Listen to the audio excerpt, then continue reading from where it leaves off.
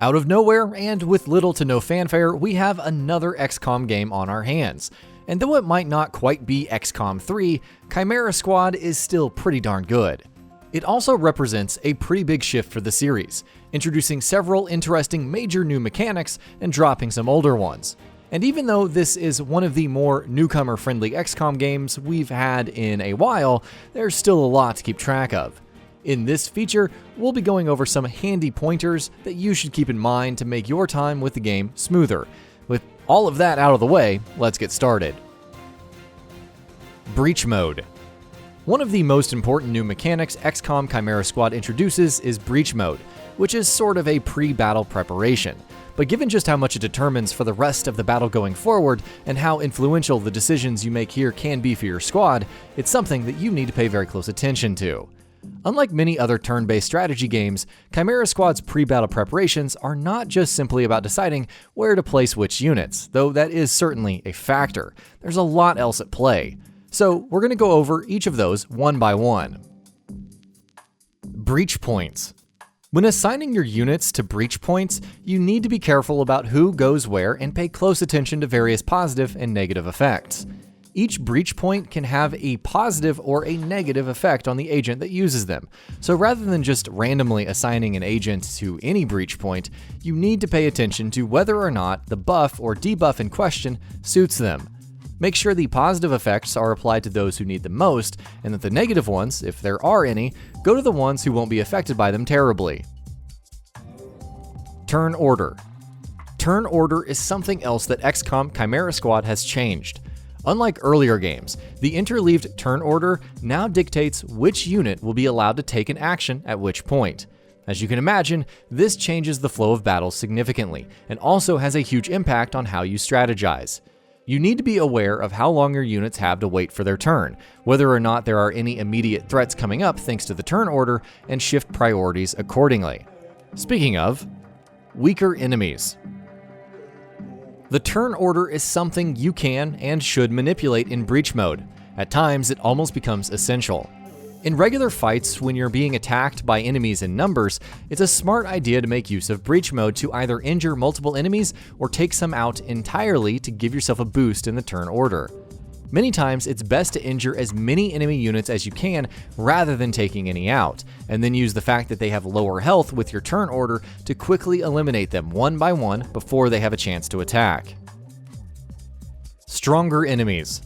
Some fights, however, will see you coming up against an enemy that is much harder to take down, one that can be devastating if it is allowed to attack. For fights like these, it is best to focus everything you've got during breach mode on that enemy, or enemies as the case may be. Even if you find you cannot kill them, you can give yourself a huge boost by at least chipping away at them as much as possible. Breach abilities. Something else to keep in mind during breach mode is breach abilities. Not all agents have these, but you should try and make sure that you take advantage of the ones who do have them. Some of them can be especially useful.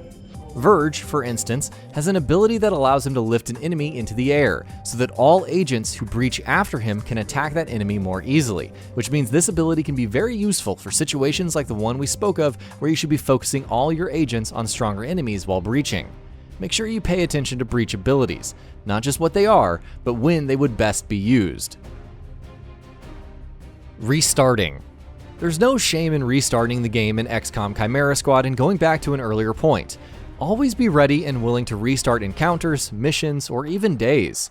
There can be a lot of trial and error involved in the game, so using the knowledge you've gained to come back at the challenge at hand with better preparation can be crucial.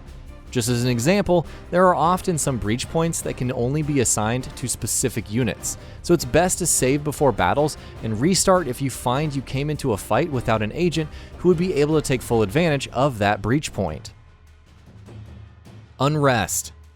Your primary goal in XCOM Chimera Squad is to keep the peace in City 31 and ensure it doesn't fall victim to a violent insurrection. To that end, each district of the city has an unrest meter, and that's something you're going to want to keep an eye on constantly. If you keep ignoring missions in a district, its unrest keeps growing, and the more it grows, the more difficult missions become. As such, don't ignore any district for too long, and choose which missions to take on based on that when you need to. Yellow side missions are great for this, while Spec Op missions also help. Field team abilities. A great way to reduce unrest in a district is using field team abilities. Assigning field teams to districts unlocks field team abilities, and these abilities can be used to either freeze or reduce unrest. The more field teams you have assigned, the more field team abilities you have, so assign as many as you can. Field team abilities also have cooldowns, so keep that in mind while using them. Scavenger Market. The Scavenger Market is something you have to unlock, but once you do, make sure you make full use of it. The Scavenger Market, whenever it is open, has some excellent higher level stuff on sale, but since it only opens up on a strict schedule, make sure you buy stuff from it whenever you can. To that end, also ensure you have plenty of intel on you anytime the Scavenger Market opens up. Auto loaders. Keeping an eye on your unit's ammo is quite important in XCOM Chimera Squad, because reloading takes up an action and can affect your battle strategies pretty significantly.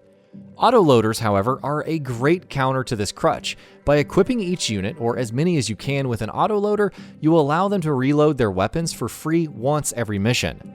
Saving up that action point can be a huge boost, especially in the really tough encounters.